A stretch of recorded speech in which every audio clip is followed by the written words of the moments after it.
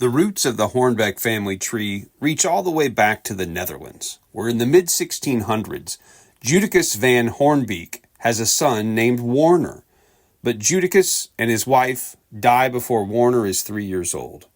As a young man, Warner joins a ship of Dutch farmers bound for North America. He settles near the community of Kingston, New York, 100 miles north of New York City. His descendants would go on to settle in West Virginia and Kentucky before arriving in Arkansas. More than 200 years after Warner landed in America, James Edward Hornbeck is born in Arkansas County in 1873, known familiarly by his initials J.E. Like his ancestors, he farms the land. Some 25 years later, J.E. and Sarah Layla Turner Hornbeck welcome their first child, Eva May. She is a twin, but her sibling does not survive childbirth. Over the next 24 years, they have 8 more children: Edna, Lester, Laverne, Eunice, Mildred, R.A., Orville, and Carol. Like Eva May, R.A. is also a twin, but his brother R.E. does not survive childbirth. We interviewed 3 grandchildren of J.E. and Layla Hornbeck, Lester's children, Joyce and Dwayne, and Wayman, R.A.'s son. Grandpa, he dearly loved me. He would have done anything for me.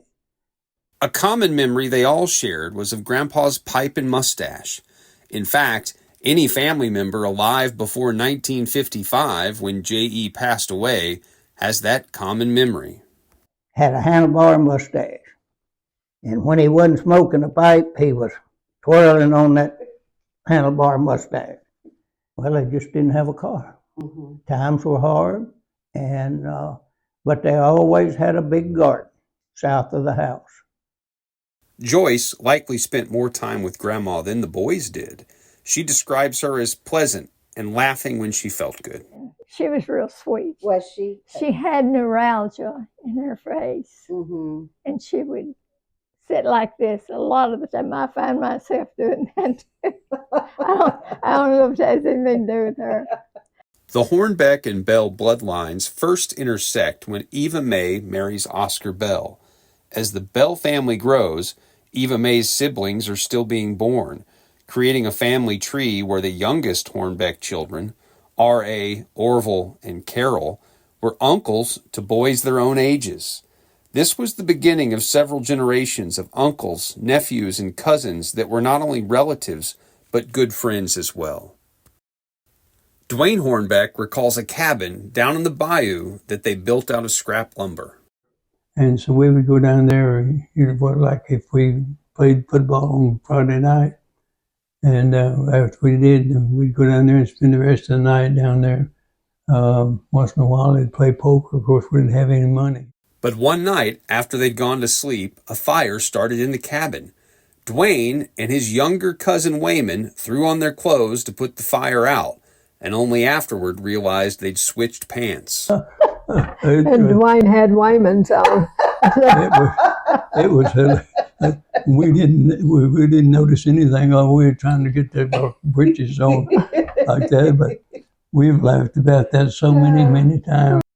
Joyce recalls the closeness of the extended families. They put up stood up barrels in the backyard, mm-hmm. and put boards between, mm-hmm. them, and then covered them with sheets, and that's where the food was.